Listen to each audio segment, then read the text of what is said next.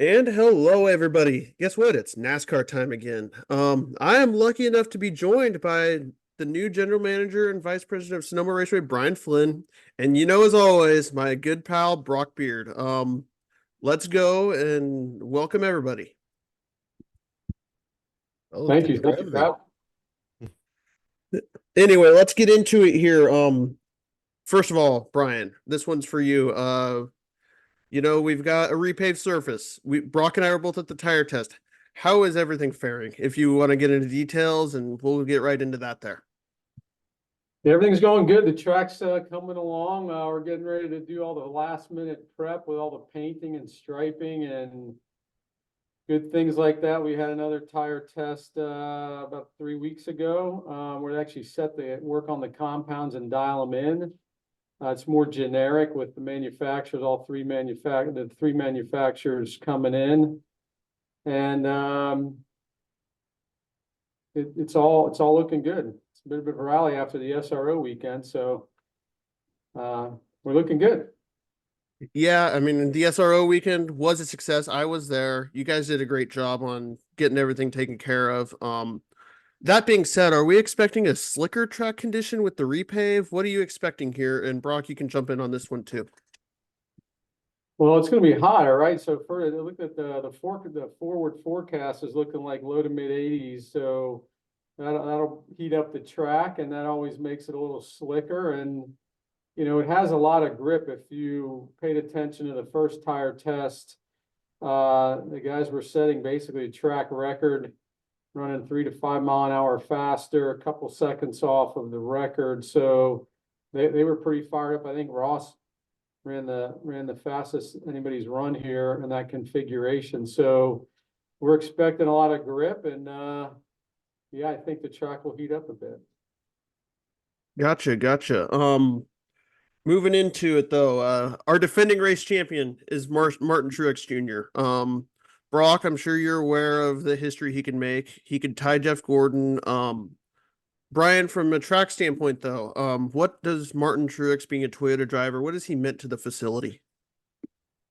Well, I think 4 wins and with Toyota, our partner, Toyota is important to the racetrack and the family. Chasing Jeff Gordon's no small task, and he's right there knocking on the door. So got 4 going for number 5. It creates excitement, and he's a really good road course racer. But there's some other guys in the field that are also equally stout and strong. You've got Larson and a host of others. Daniel Suarez won it 2 years ago, and I mean Tyler Reddick, and I mean you can't count anybody out with Kyle Busch, and you could just keep naming everybody, and Christopher Bell and things of that nature. There's just a host of guys that can win this race, and William Byron is out there, and he's strong. There's a lot of strength out there, so we'll see. Brock, what are your thoughts on Truex here getting ready to possibly achieve history and matching Jeff Gordon for the most wins in Sonoma history? Oh, it's tremendous. It's kind of blindsided me, to be honest, because I think Jeff Gordon's career and his past performances at this track, it seemed like it was one of those things that's going to be untouchable. Kind of rewrote the record books himself in the late 90s, early 2000s there. So it really speaks to, Truex's accomplishments as a road course driver. And as his crew chief said, when they come up to this particular track, they expect to win. And I don't anticipate that changing this year, especially as to potentially be their first win of the season if they don't win this next week in Gateway. So it'll be a big story for sure. Another storyline this season has really been the Joe Gibbs versus Hendrick Motorsports. That's cooled off in recent weeks after Joey Logano won the All-Star race, and Chris Buescher, no, not Chris Buescher, he should have won Darlington, but his owner, Brad Keselowski, who it looks like you're repping right there, Brock, got his first win of the season. What do we think is going on with Ford, and is it still going to be a Hendrick versus Gibbs show when they come out here? What are your guys' thoughts on that? I mean, it could be, it could be a turnaround. I think the road courses could be a place where, things kind of balance out there for manufacturers one against the other, especially at Sonoma, where, You don't have to worry about aerodynamics as much, although I guess with the next gen car, there's a little bit of that with the current package, but maybe not as much as Watkins Glen or maybe some of the other faster road courses out there. And we saw Chris Buescher challenging for the win against Daniel Suarez just a couple of years ago in this car. So maybe he can kind of keep that going. And Keselowski hasn't won out here yet. He could be challenging. And the Penske guys, Joey Logano is a past pole sitter out here too. He could be one to watch at the same regard too. Brian, what are your thoughts on the recent developments? You were at the All-Star race. What are your thoughts on Ford kind of coming into their own here? Yeah, after being in the sport for 30 years on the team side, sometimes you just find something and you get on a run. And, it has been the Hendrick Gibbs show for most of the season, but you're starting to see, like Brock just said, Brad's found something, right? He's got a good 3 or 4 race run. The long runs he's really good on. He was strong at Coke 600. Unfortunately, that race was shortened by rain. I do think the road course presents a different dynamic, and it is more of an equalizer. So it could be anybody. It really could be anybody. So, but yeah, we'll see. Gotcha. Speaking of road courses, Brian, last year we were lucky enough to have no stage breaks at the end. They are back this year. How did this come about? I mean, part of it is also that the next gen car just races so well. Let's be honest, it races so well on a road course, but I mean, I'm not a fan of it, but what are the positives of stage breaks coming back from your guys' end at the track? Yeah, I think it just gives everybody a chance to kind of set the field again and maybe tighten it up a bit and give everyone another run at it. So, we don't sit in the boardroom with the folks at NASCAR. Certainly we're vested in it, but Steve and Steve get together and they lean in on their key, Elton and all those guys make some decisions, and I think it'll be good, right? I think it'll be good, and it'll bunch the field back up, and you never know, maybe 2 tires, 4 tires, you see something different, you get out there and stay on a run. Brock, to piggyback off of that, do you have anything to add, with the stage breaks coming back for the road course? I mean, I think, it probably is going to be more helpful this year, as much as I'm not as much of a fan of the stage breaks myself, but with the new surface and kind of the unpredictabilities of tire wear and everything, even if we didn't have stage breaks, we were probably going to have a competition caution, I would assume, to kind of check that going. Obviously, the tire test helped with figuring some of that information out, but I mean, competition's always going to be different. So, I think for right now, I don't think it's going to be that big of a deal there. And, given the speeds and the potential for long green flag runs, it probably won't hurt to bunch things up here and there. So, we'll just kind of play it by ear and see how it goes. Gotcha. And last year we were fortunate enough to see that type of race, but like you said, new surface. Are we going to put an emphasis on qualifying in the media? Like, what do we think is going to happen there? Martin Truex kind of said at the tire test that we were both at that qualifying is going to be key. Ross, not so much. Josh Berry didn't. It was his first laps on the track. So, what do you think we're going to see, Brian, as far as that goes with qualifying and how important it is? I mean, Sonoma's a track position track anyway, but what are your thoughts on that? Yeah, I think you just said it. I mean, I don't think you can de-emphasize qualifying. I mean, especially with track position, even with the stage breaks, bunching everything back up. I think it's always critical. And, there are the tire, the track, the surface. There's just a lot of variables. So it never hurts being up front. Brock, we were kind of there. What did you learn at the tire test that maybe I didn't pick up on? Was there something that maybe we missed? Talk to me about the tire test, what we saw. I mean, I think the biggest thing I was impressed with was just how, I mean, we were talking about the speed earlier there and just seeing that the numbers on the score sheet, but you could see how much faster the cars were going around there too. Especially when I was up at turn 2 for a little portion of that there.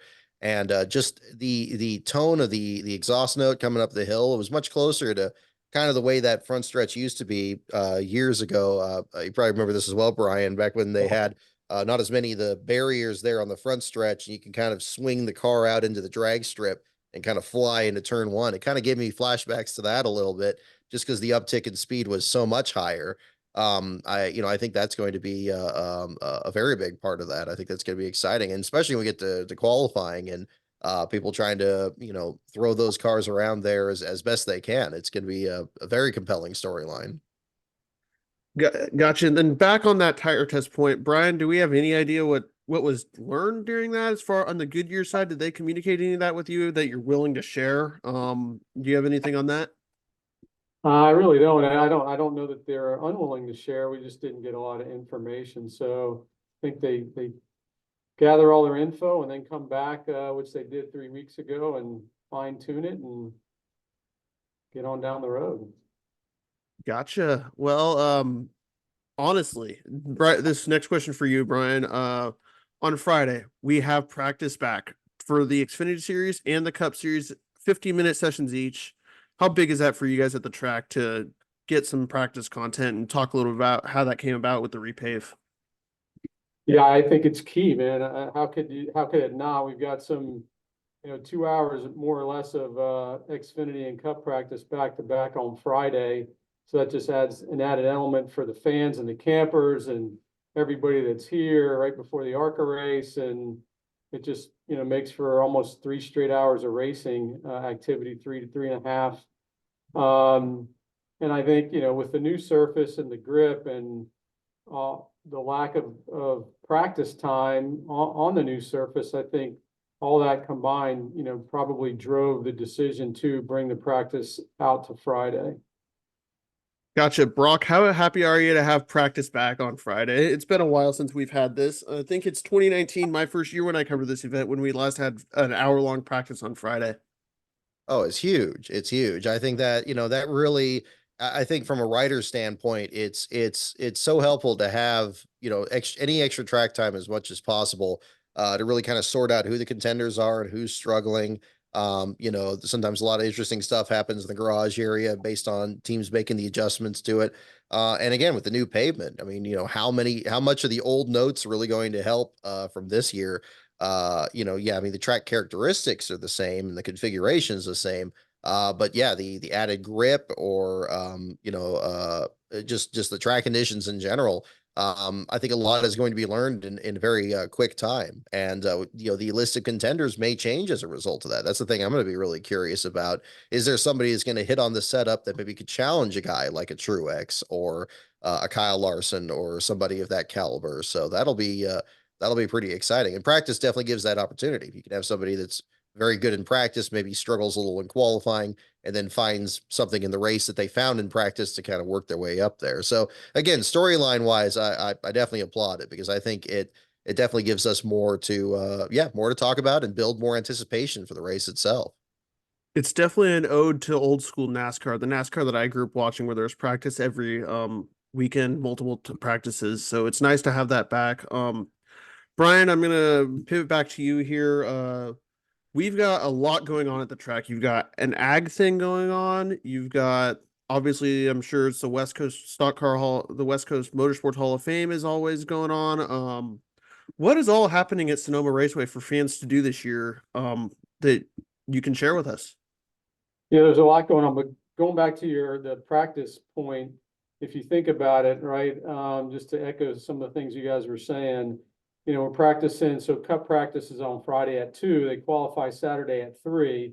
So it's a similar, instead of a 1-day practice qualify where they'd have to practice in the morning and then run in the afternoon, they could compress the schedule to get it closer. But in one respect, it should be a similar, if the weather is kind of the same and the temperatures are the same, the only difference would be there'd be some more rubber put down on the racetrack, right, after the practices. And then you've got the ARCA race, and then you have some Trans Am, which may not do a ton, but then you've got Xfinity qualifying before Cup qualifying on Saturday. So you'll have, maybe it gets a little slipperier, I don't know, depending on how the rubber, the wear is and how much rubber gets put down. So it definitely I'm from the older school era as well, where Friday, Saturday, Sunday, you're practicing qualifying, the old school method. So the teams always took advantage of extra practice. I mean, they wanted as much practice time as humanly possible. So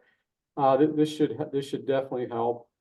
But anyway, I echoed your sentiment on that. Moving into activities, man, there's so much stuff to do out here.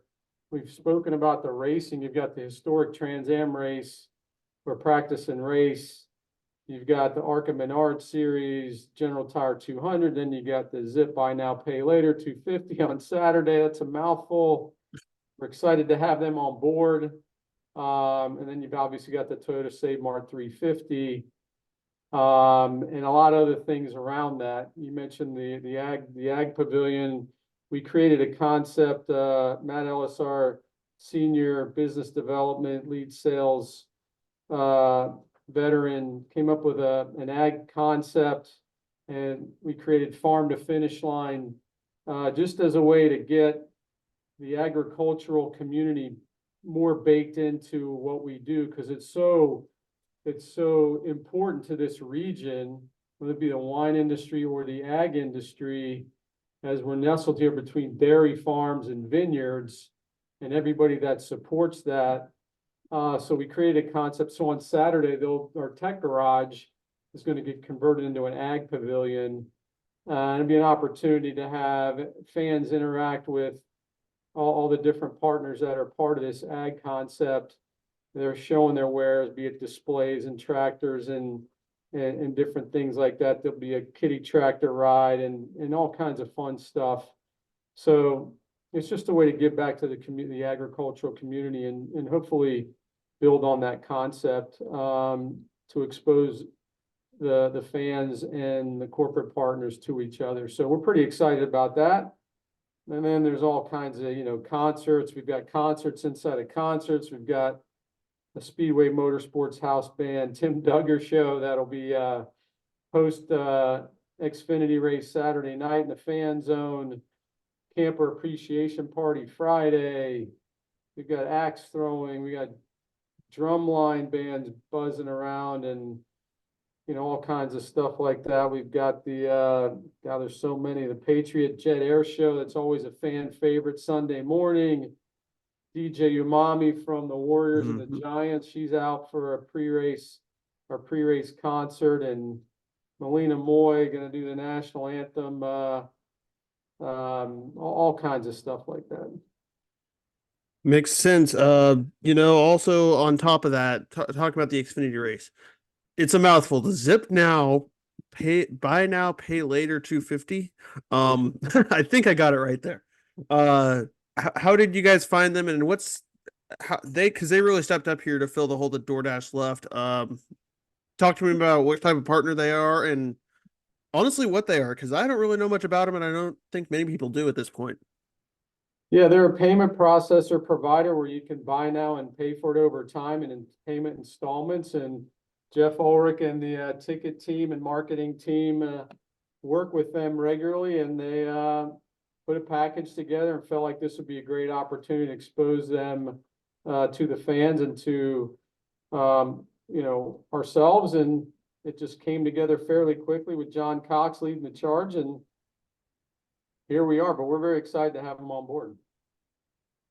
Gotcha. On top of that, that will be the second race of a West Coast swing for the Xfinity Series after they come to Portland this weekend. So it's going to be a tough little stretch there for the Xfinity Series teams. Brock, you want to hit on that? Kind of what the Portland weekend's going to look like? Because last year you had a guy up there, I believe, Ben, right? Is he doing it this year? And let's talk a little bit more about the swing that the Xfinity teams are going to be on. Oh, sure. That's going to be really exciting. To answer your first question, Ben is one of my staff writers, is going to be attending that race, and he will also be working alongside me at the Sonoma weekend the week after there. Kind of a West Coast swing for our site's coverage. But yeah, what's always a great part of that is, and you're very right to mention, Kyle, that it's definitely a challenge for these teams because there tend to be smaller organizations in the Cup programs there. yeah, it's interesting to follow the storylines from one week to the next. A lot of teams tend to run the same cars from one week to the next, or if they have a wreck, they got to patch the car back together. We saw a little bit of that last year in the DoorDash 250. Yeah, mechanical endurance has always been a big aspect of running races at the Sonoma Raceway there because again, the elevation changes, and then you throw the faster speeds in there on top of it. It's going to be a supreme challenge. I think that a lot of it's going to be decided on mechanical endurance towards the end of it there. So I'm very excited to see it. I'm still awaiting the entry list. One entry I know that is going to be in it is Brad Perez, who's a increasingly popular driver in the Xfinity series. He's carried the logos for my website, lastcar.info, the last couple of years. We may do something like that this year. We're still kind of figuring out the details on that. But he's one of the many drivers that have been, very popular in that series, and there's been a lot gaining popularity of a lot of drivers there. I think in general because it's been a great development series for talent, and I think that'll be really on display in these next couple of weeks with two very different road courses between us and Portland. Makes sense. Speaking of those differences, I've watched the race at Portland, but Sonoma's very challenging as well. Brian, from your guys' aspect, what are you guys expecting when the teams arrive from Portland? Because that's a completely different road course. For the teams to unload, it's going to be a challenge, and just to to A, be set up for Sonoma, and B, to even hopefully have a car for Sonoma. So what are you guys expecting when they arrive at your facility, and kind of what's that day going to look like? Yeah, they gotta hustle and get things turned around and make the changes to the car to adapt to the racetrack here. And that's always a challenge when you're on the road and you come from one place to another. But I'm confident they'll handle it. They're used to doing some of that. And you mentioned Brad. Brad's a great friend of the racetrack. He does a lot for us promotionally. We really appreciate his efforts. But you got Boris Said that was announced as running the Xfinity series, and that should be very interesting. Boris has done this, been around here for a long time, and going back to when they used to, if you remember, they would bring the hired guns in back in the day. And Boris was one of them with a host of Scott Pruitt and Ron Fellows and a host of, Boris ran for Roush for a while. And now the series, commands that all the drivers be road course versed, and that their development has come a long way. So I expect, back to your question, the Xfinity guys will rally, and they'll be thrashing, and they'll be ready to go. While we're talking about Xfinity here, I want to give some kudos to Justin Allgaier for stepping in the number 5 car yesterday. Curious to get your guys' thoughts. Yesterday was supposed to be the double day for Larson. Didn't work out because weather literally chased him everywhere. But let's talk about what Justin Allgaier did. I'll leave that open to either one of you, whoever wants to take it first. Justin Allgaier subbing in the 5 car. He has a win at Darlington already on the year in the Xfinity series. He's a good driver.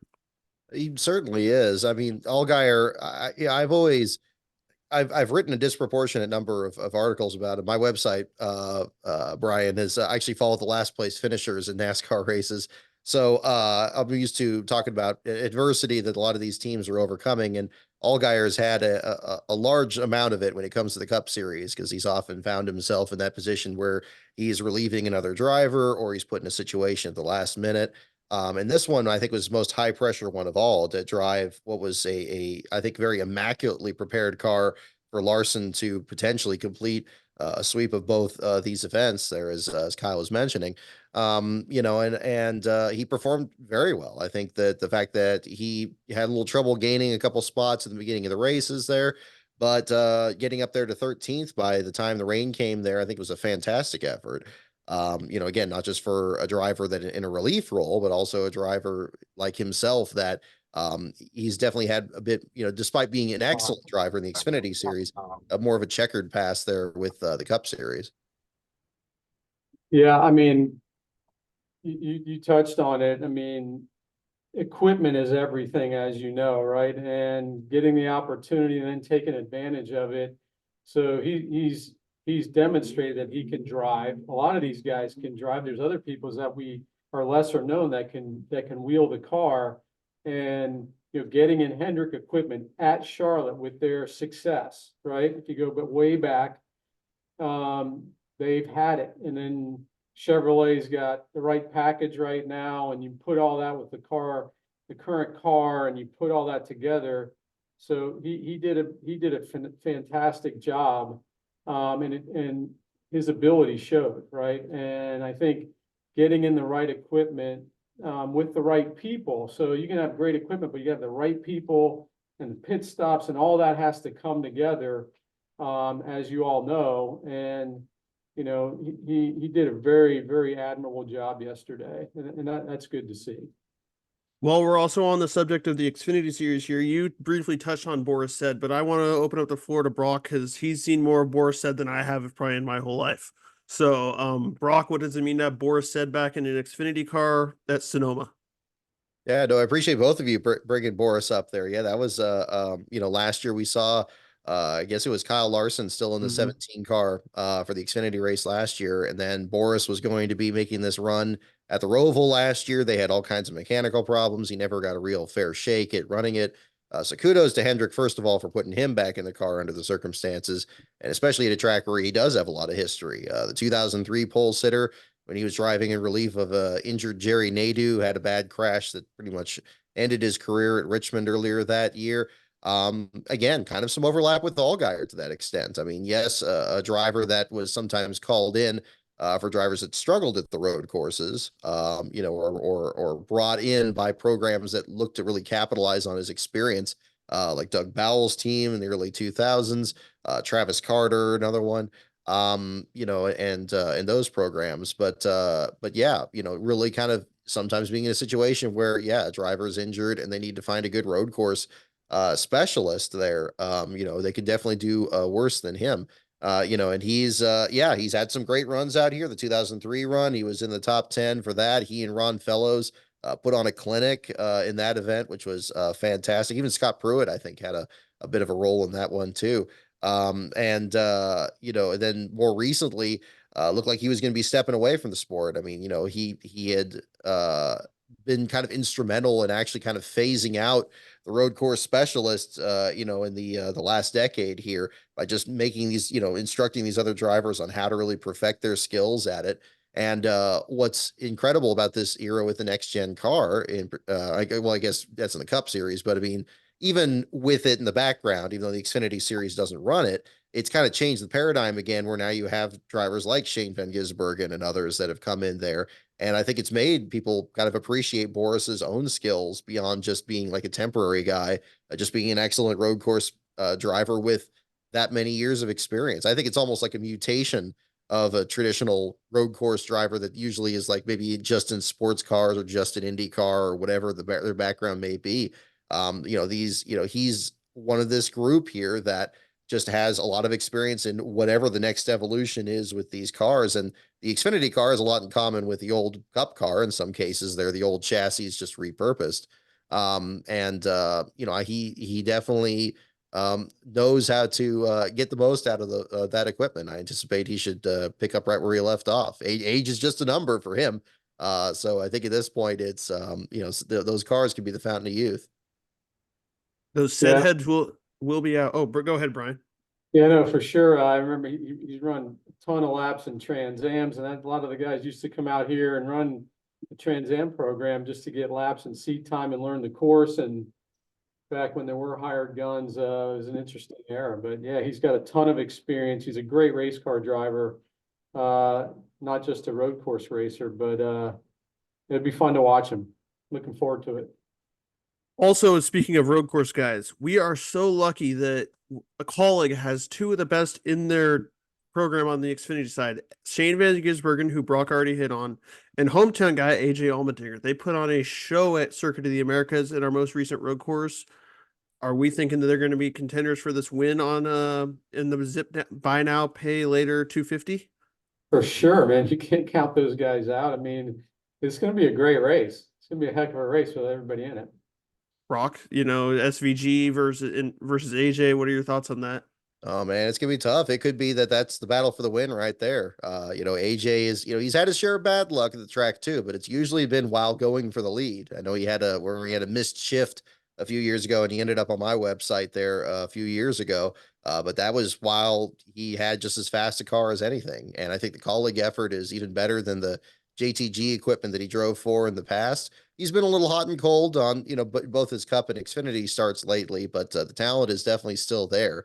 And I think Shane's experience as last year's Chicago winner is only going to help him in that regard. So I'm very excited to see them do it. I was hoping that Shane would be able to run the Cup race as well. It sounds like that's not going to be the case, but definitely on the Xfinity side, it'll be fun to watch.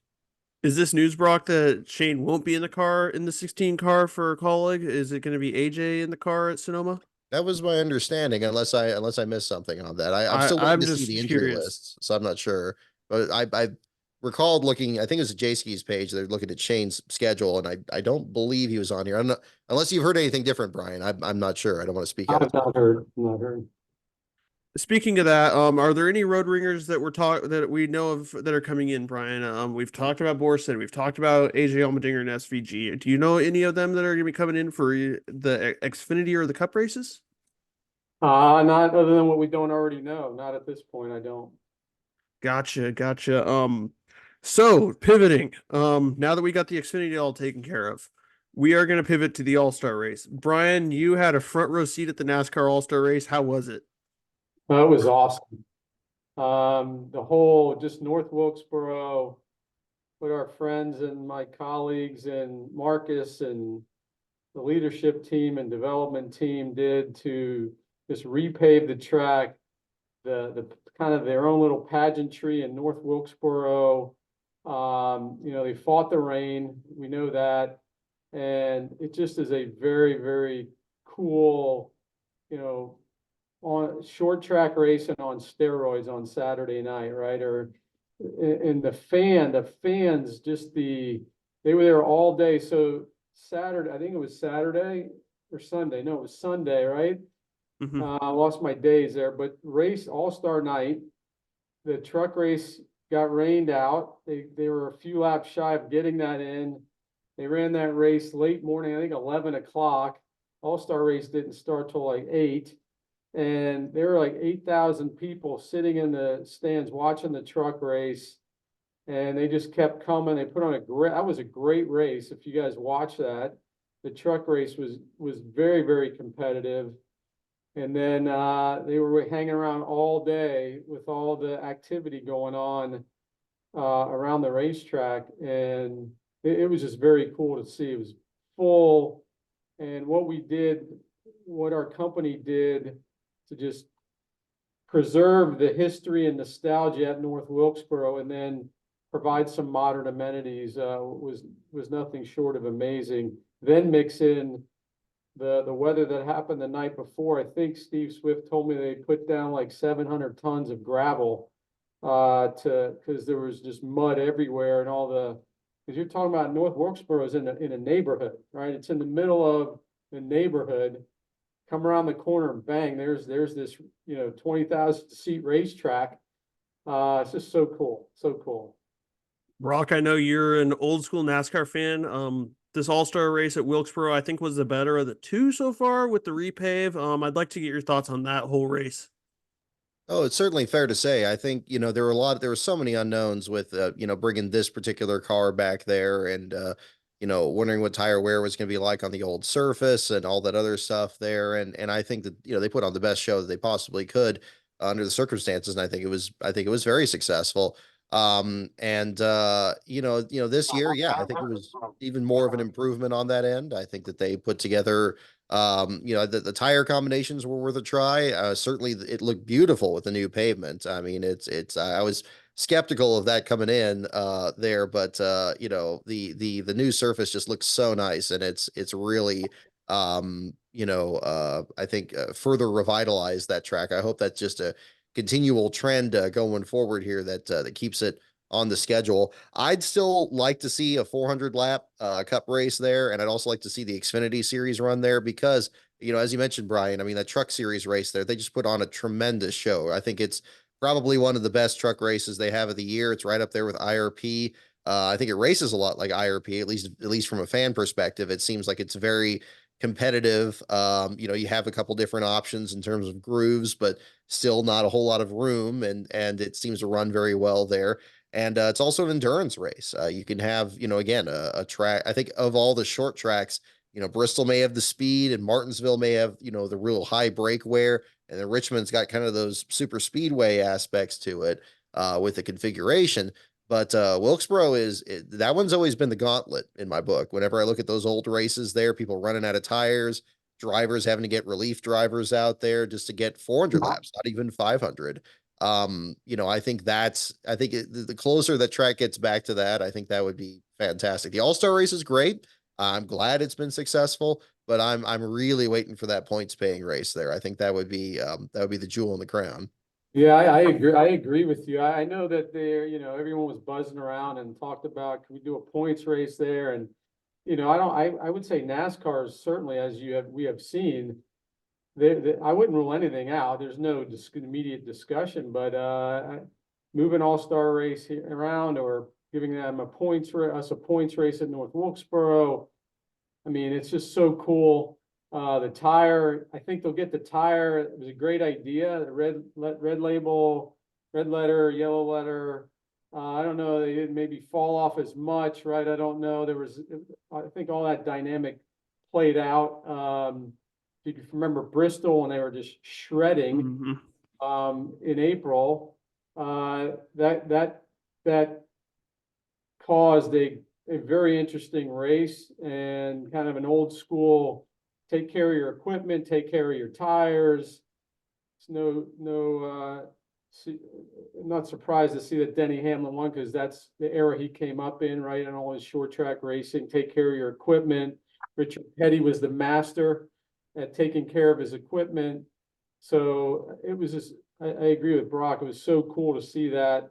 And you remember the track is such a unique track with the incline and decline, you know, on the straights. It's just crazy. You know, it's just a crazy track and a fun track. And from a spectator standpoint, you can see everything. That's what's so great about that from a fan perspective. Yeah, Wilkesboro, I'm with you guys. It deserves a points day, and it needs to be after this next 2025 season. It is honestly probably the best short track on the schedule right now. I mean, Bristol's always going to be good, right? Martinsville is a classic. Richmond is give or take. But Wilkesboro has been a show the last 2 years, and it just shows so much driver skill. That's what I love about it. So we're gonna pivot back to that though. The tire options. Do we like that? Is that something that we want in the future? Talk to me a little bit more about that. Yeah, I don't know I don't know if there's any sentiment one way or the other. I think it's too early to tell.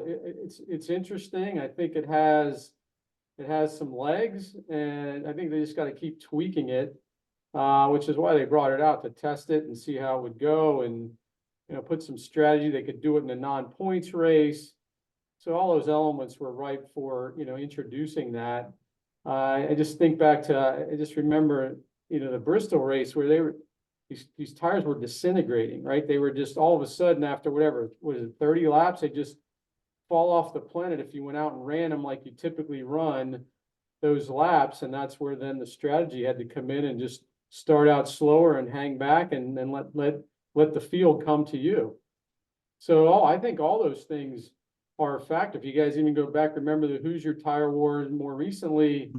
I mean, when they came in, I mean, soft compounds equal speed, right? Big time speed. So, but then how long does the tire last? And I remember at Dover, they were just popping tires. I mean, they were popping literally. You could hear them when they were in that era. So anyway, it'll be interesting. Brock, your thoughts on the tire options? I actually liked it, but what are your thoughts on it? No, you know, I think Brian's got it right. I think, you know, it is a little still too early to tell. I mean, you know, how different it would be in a points race versus a non-points race, but I mean, certainly interesting. I think, you know, you're very right to bring up the tire war there, Brian, because I think this would at least be something that maybe would have, if anything like that was ever a possibility again, this would be something that would help kind of avert that, because you would have different compounds made by the same manufacturer, so you don't have to worry about people trying to make something that's like faster at the cost of it being a safer tire or anything. I don't know how big of a concern that is in the sport these days, but again, things change all the time. But again, yeah, possibly. I think the key is probably going to be if there's like a significant difference between the two tires. It was a little hard to tell how much of a difference it was making at Wilkesboro, especially when you had, things like segments and it's a shorter overall race. Logano seemed to have the field pretty well covered no matter what anybody was running.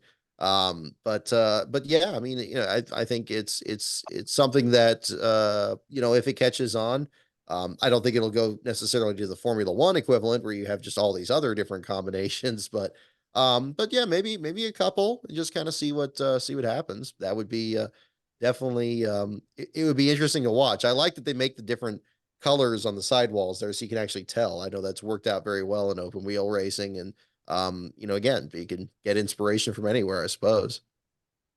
Makes sense. I like the options, but we'll see. We'll see where they go with this. Brian, the last thing I want to talk to you while we've got you for 5 more minutes here is about your ticket packages. You've got one featuring Kyle Larson, which he's the hometown favorite. Talk to me a little bit more about that and all the ticket packages you guys are offering. And we have so many ticket packages. We got a college ticket.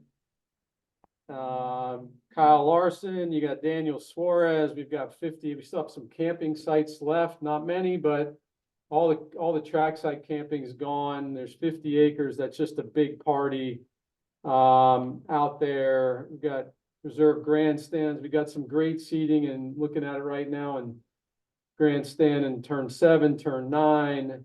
There's just something for everybody. So I would just come on out, and if you haven't been, come check us out. There's so much happening. So SonomaRaceway.com, but there's something for everybody out here. Yeah, where else can fans find you? I know you guys are on social media. You just mentioned SonomaRaceway.com. I know it's Race Sonoma on Twitter, but I don't know about everything else. Where can fans find you and reach out to you guys with any information? Just go to Sonoma Raceway, Google it, and you'll find it on all our social channels. Gotcha. Makes sense. Simplify it, right? Our guys, the marketing team does a great job. So we're out there everywhere. So. And then lastly, Brian, before we let you go, this will be the final race of Fox at Sonoma for now with the new TV deal. What has Fox meant to the track, and what are they planning for their celebration before they hand it over to NBC the next week at Iowa? Yeah, I mean, you can't understate what Fox, all our TV partners have done. Fox has been a great partner. We typically do it's usually the last race in their window. So we got a big wrap party on Friday night. They're not going away. We just won't be in the window next year because the Amazon and Turner Warner Brothers deal is coming in play. So NBC and Fox are taking fewer races. So we'll see how that works. And but they're very, very important. We love the guys, and you never know what happens after the TV deal and schedule. And NASCAR's just done a really good job trying to change it up and preserve the history and the core races, and then try some new stuff, right? So the tires are an example of trying something new, and they're very calculated. And we'll see what happens, but we very much appreciate our partnership with Fox, and we'll look forward to our next TV partner for the next 5 or 7 years. Awesome. Brian, I can't thank you so much for taking the time on Memorial Day to join me and Brock here. It's been a great time. Thank you, and looking forward to race weekend. No, thank you guys for having me. It's always a pleasure to jump in, and as you can tell, we love to talk. We'll talk racing all night, and that's what we do. But appreciate all our veterans on Memorial Day. They're very important to the company and to the sport. And thanks again to you and Brock for having me on. I very much appreciate it. You guys do next month. You guys do a great job. Yeah, there in 10 days. There we go. Can't believe it. It always comes up quick. Yeah. All right, guys. Have a good night. Yeah, Awesome. you as well, Brian. Thank you. And now it's just Brock and I. Brock, now we're going to pivot more towards the NASCAR season as a whole. I can't ask you without get anything until we get through Kansas. You were at the closest finish in NASCAR history. What was the atmosphere like, and what was it like from your vantage point when everything went down like that?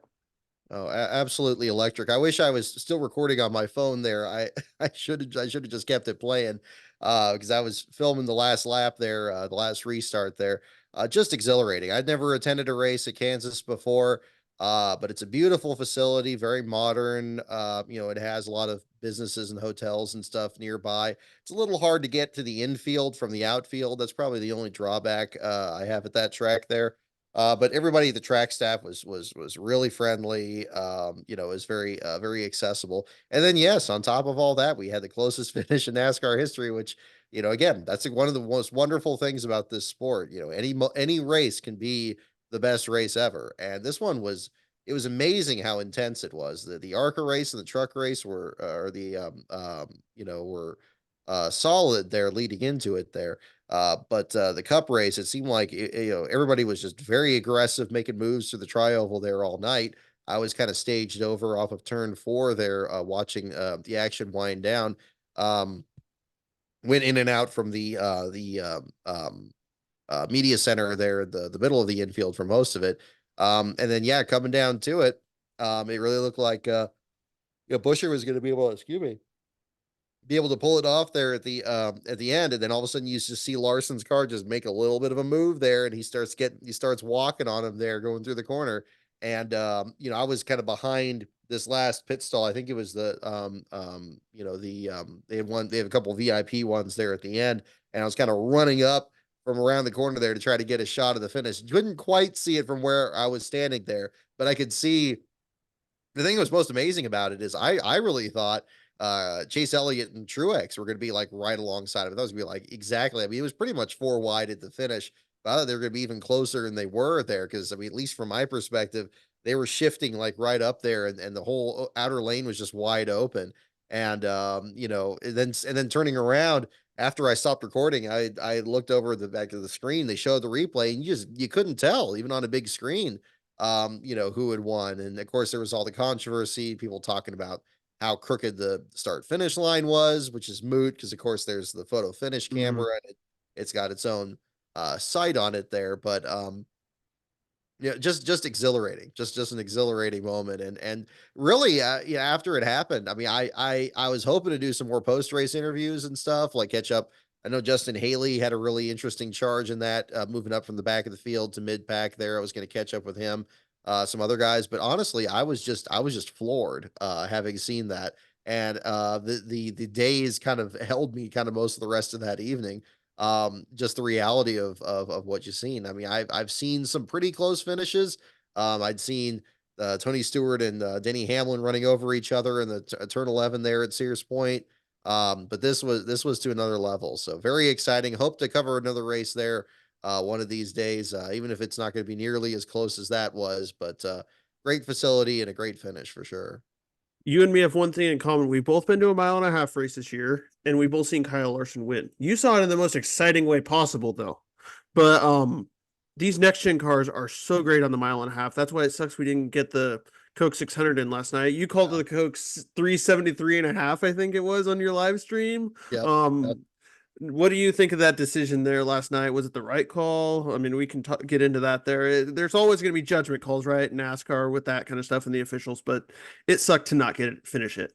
It did, and then and then there's been, I mean, today's actually, I've been amazed how much I've been on my phone today with Twitter and all that today because I mean, there's just been so much intense discussion on so many things from yesterday. I think everybody seems like there's a consensus of just just how bummed out people are that Larson didn't get a chance even to get in the driver's seat after all the delays and finishing the Indy 500 and having a decent run at it, leading it at one point and then getting on the flight and getting down here. And then, this rain delay seemed to happen at the exact perfect time to not only get in the car, but get cooled down. And a car that Allgaier was 13th in, Kyle Larson would certainly be able to contend for the win in, 140 laps or whatever it was going to be. I mean, that's plenty of time for him to at least contend for the win. Whether or not he would have, who knows? The sad reality is we just don't know. You know, there were so many positives from yesterday, and I felt that on the live stream you mentioned the other night. You know, I tweeted initially, it's like, well, I mean, you know, I mentioned at North Wilkesboro, it's like, look, you know, never say the NASCAR doesn't care about trying to get a finish in because they'll do absolutely everything under the sun. I was impressed by what they did at Wilkesboro. You know, speaking with Brian here about, you know, the gravel that was laid down at the track there. I mean, just a massive effort there. I know NASCAR is getting a lot of criticism over, you know, the race being called so anticlimactically, and um, you know, I have a hard time reconciling that too because I mean, really, by the time I started the stream, I kind of felt the same way. I was like, well, you know, that, you know, was that necessary? You know, could they have dried it out? And you know, as he got people at the track there that showed the track really dry, and so that's it's too bad. I mean, we want to know what was going to happen, and he wasn't the only story either. I mean, you had Tyler Reddick had the pass through penalty at the beginning. Mhm. He was up in the top five, could have done something. It really felt like watching it. I mean, I was just watching it side by side with Indy, like I'm sure most people were. But in the opening stages, it looked like Ty Gibbs was on a track to match what Jeff Gordon did there in '94, or Bobby Labonte in '95, or Matt Kenseth in 2000, and pull off that long-awaited first win there in his career. I think he had a fine shot at it. He looked really good. Bubba Wallace was really strong in this Mhm. too. Seemed like a lot of the you know, the Toyota teams had a hot hand, but I think Larson could have mixed it up for sure. You know, it's sad to not see that. And that always happens with rain shortened races. I remember feeling the same way when the Daytona 500 was cut short in 2003 and 2009.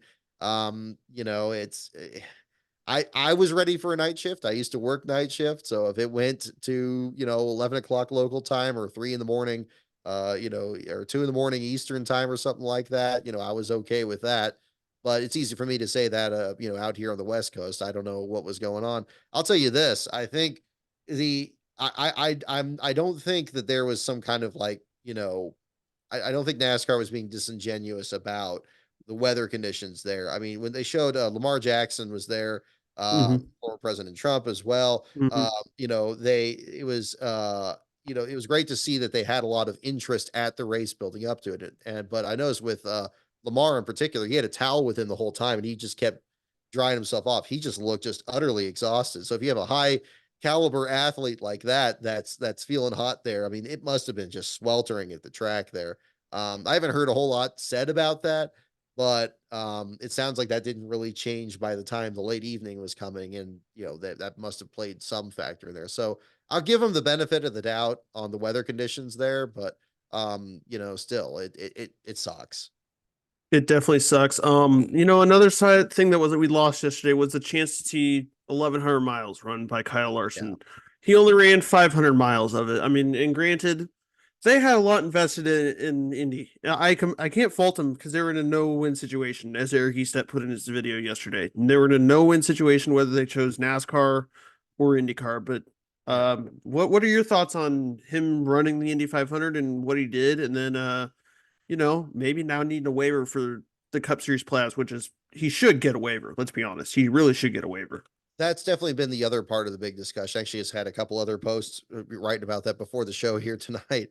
You know, I'm amazed. I'm amazed, honestly, that this is becoming such a debate. Honestly, you know, I think it would have been it's much easier to debate if there's any allegations of favoritism, especially towards the Hendrick group. I think the Exhibit A should probably be the 40th anniversary race over at Martinsville and how that pretty much took over the broadcast, or the obsequious nature of celebrating William Byron's win, even when it seemed like there was pretty good evidence that his teammate Alex Bowman had probably pulled off the win, depending on when the actual moment of caution was.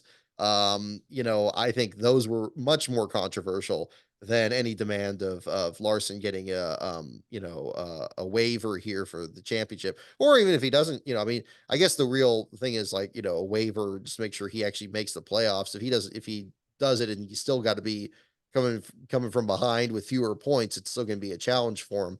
Although, of course, with his win earlier this year, like you mentioned, he still already punched his ticket.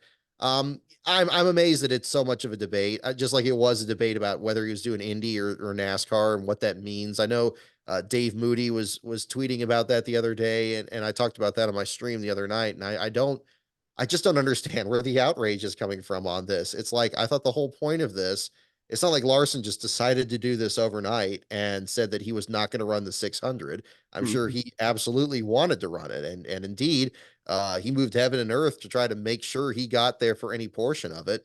And but for the weather condition and the race being called off, he would have been in the race.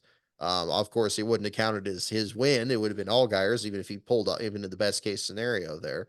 But yeah, I mean, this was a supreme moment in the history of the sport. Not only, how few drivers and how few times even in those drivers' careers people have even attempted the double, but Larson, I think, came into this one as probably the favorite, certainly the strongest candidate since Tony Stewart to really have a chance to win both races. You had Stewart finishing on the lead lap in both races, but this one here, I think, with how fast Larson was at Indy, not only making the final round in qualifying, but even improving another spot in that session. They put together a great program that, and Hendrick was behind it all the way. I mean, heck, he sponsored the effort for Pete's sake. I mean, this view that that this was, that you know uh yeah, as if this was just done on a whim, and he doesn't care about, his NASCAR team or their efforts or anything like that. I just don't see it. I think this was tremendously successful. We're already hearing about higher ratings for the Indy 500. Mhm. I'm sure we would have seen it for the 600 if it was run to completion. It was a massive moment, and I feel so bad for Larson himself and that tweet he posted earlier today about it, just how sad he is that he didn't get that chance. And it's the one thing that nobody can control. Nobody can control the weather. It was some things are just snake bits sometimes. You get everything else prepared and everything else is set up, and just one thing doesn't work out. And that could be an aspect of just racing in general. You can be completely set. And we saw a lot of engine failures early in that Indy 500. Could have easily been him too in that situation. Or we saw the plenum situations in qualifying. That could have been him as well. But I get the frustration to have gone through that many of those hoops and cleared a lot of those obstacles, cleared rookie testing and everything else, and get that close. And now, yeah, he's critical of what happened on pit road there at the end of the Indy 500 and not being able to run the 600. But the unfortunate reality is there's forces that are out of your control.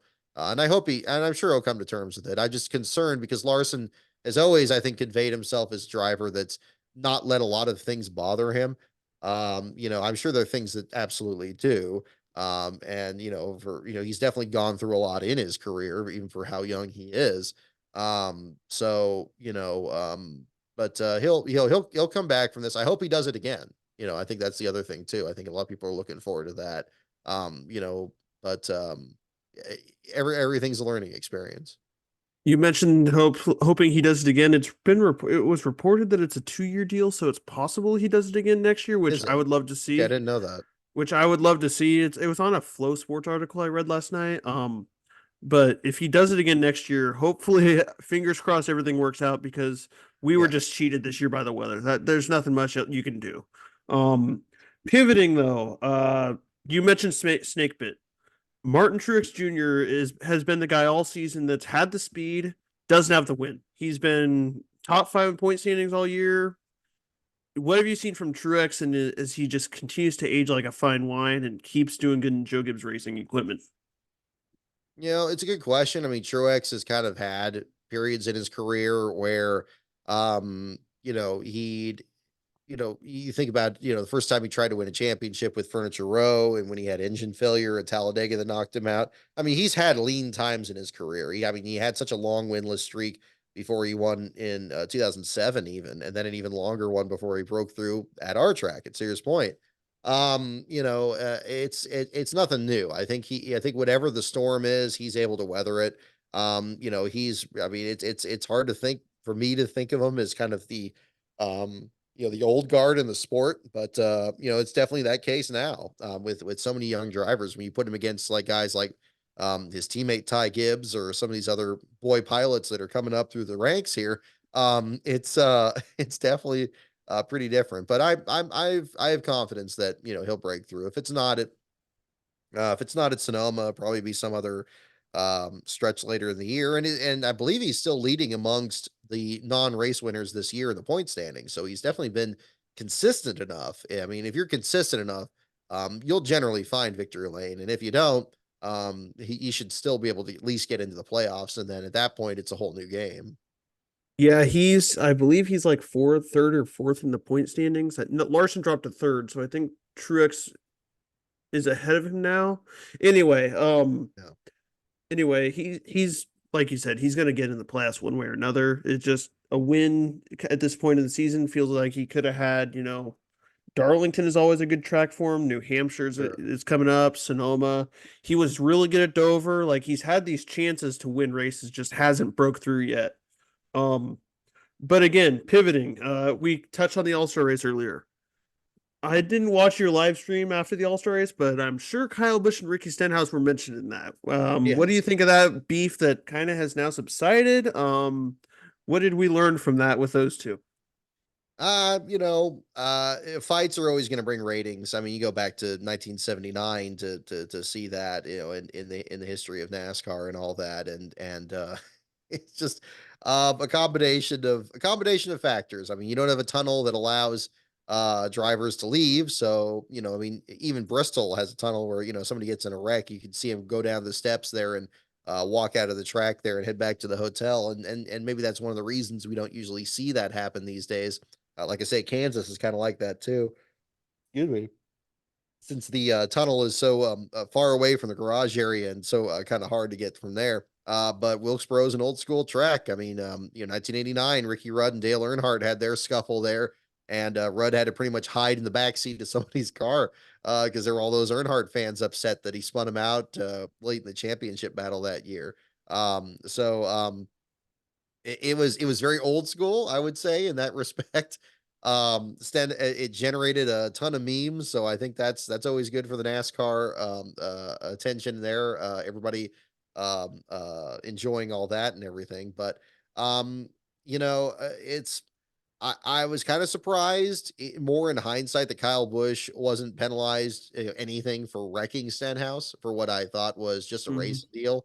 On my stream, we had some technical issues on my stream that night, but what we did get in was kind of watching replays of the wreck itself, the initial incident, and what occurred to me while doing that stream was this was the exact same situation that caused the last place wreck in the open race earlier that night. Austin Cindric being involved in a tangle where people try to go three wide off a corner, and there just isn't room for that at Wilkesboro.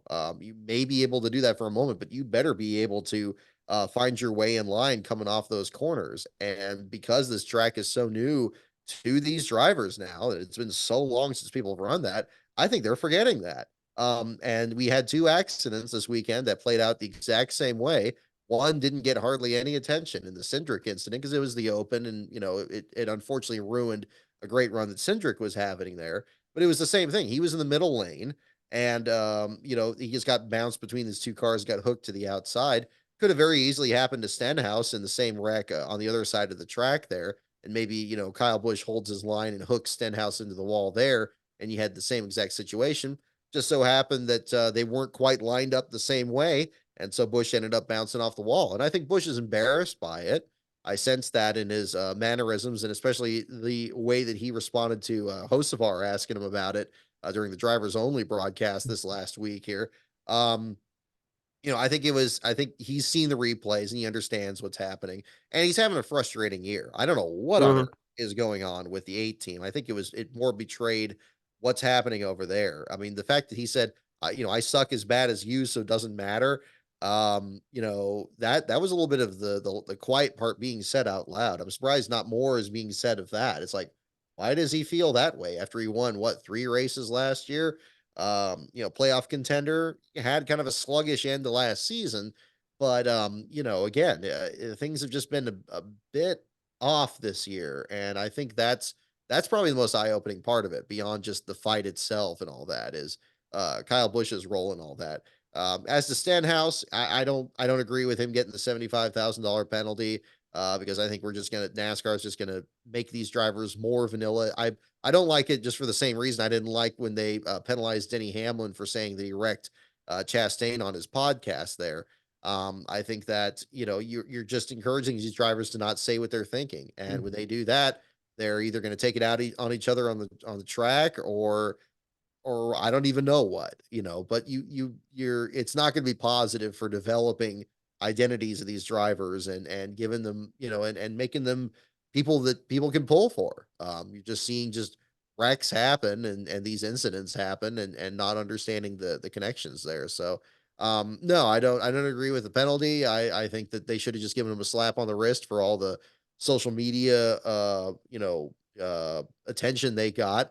I know that there was some post earlier this week. They were trying to pretend that there was some kind of a separation between NASCAR's own media core, their own social media person, and their officiating. But I don't really buy that. Especially when it's NASCAR's own social media that's posting it.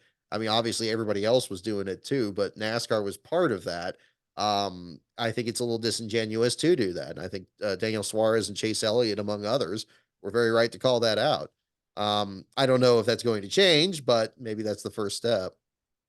I agree. I like seeing the drivers' personalities. We need to see more of them because that's when NASCAR was great. Was in the 2000s when we could see their personalities. You had the Kenny Wallaces, you had all Dale Earnhardt, you had all those guys that were outspoken, and that's what made the sport so great. And we just don't have that right now. So when something like this happens, we need to not find them. Like Ricky Stenhouse got fined. I'm with you. I don't agree on that either. Um, Now, fast forwarding back a week to Darlington before the All Star race, we had the Busher versus Reddick little fiasco there, that ended up allowing Brad to win the race, but Mhm. that too has since subsided, and those two aren't very confrontational. That's why it was weird to me to see Busher so aggravated. Like, Sure. where, like, you know what I mean? Like, I had never seen that from Busher, and Reddick was in the wrong. But what did you take out of that as we went into the All-Star race at that point? Yeah, I mean Darlington, I think a win at Darlington still means a tremendous amount to these drivers. It doesn't happen every day. I think you have some of the biggest names in the sport never won at Darlington, like Rusty Wallace or Tony Stewart. And both Tyler Reddick, certainly. I think Tyler Reddick had more of a right to be upset about all that because he had dominated that race so completely. Although I agree, I think it was his mistake that ended up causing that accident by sticking his nose back in there when Busher was clearing him. But knowing how difficult it is to pass in any kind of car at that track, much less with this car.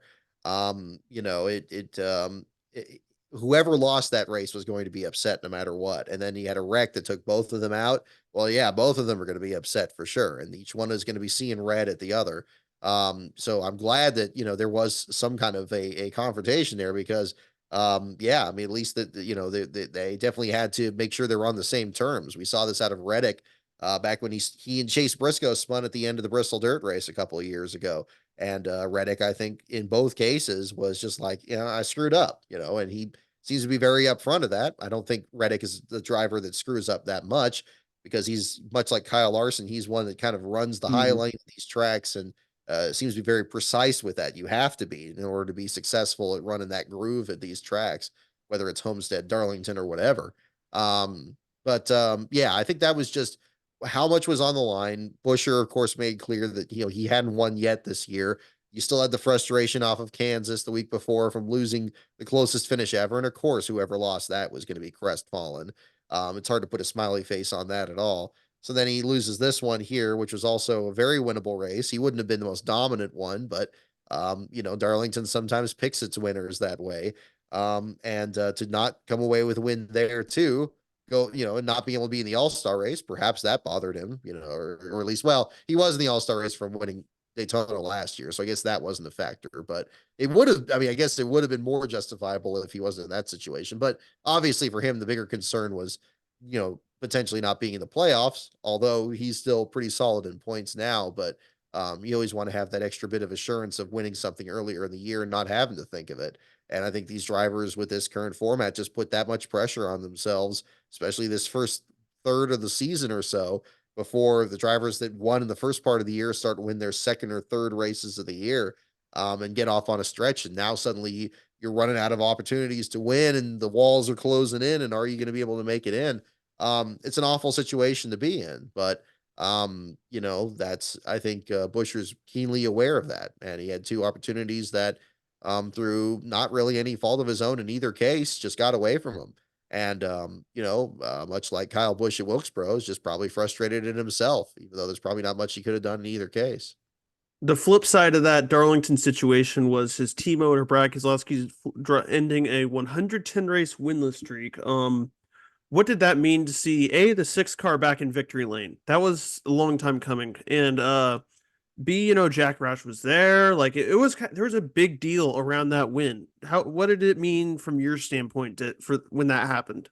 Oh, such a great moment for sure. I mean, Keselowski, I mean, I was talking with my brother about this, and he kind of almost forgot that Keselowski is still running these days because a lot of his paint schemes didn't really seem to stand out that much.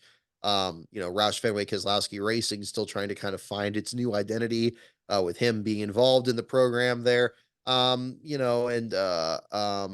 just trying to break through. I mean, we'd seen him come close when he finished second behind Buscher at Daytona last year, and they had that great 1-2 finish. And a lot of things that he was excited about, but of course he wanted to get, that first win in the next gen car. I mean, back to what was it, Talladega in the spring of 21, the Yeah. last time he won. I mean, an incredibly long winless streak. But much like we talked about with Truex earlier, I think Keselowski has always been confident in his abilities and his, I think I'm sure, I mean, every athlete questions themselves all the time, but I don't feel with Keselowski that it was ever really that much in question if he'd win again.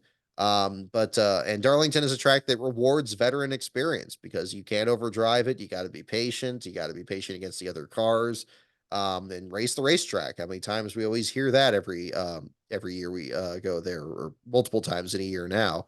But just a great moment for him. And for me personally, I'd run into Keselowski at the Kansas Hmm. Speedway the week before, and I never really realized it. I never really interviewed him before. I hadn't avoided interviewing him.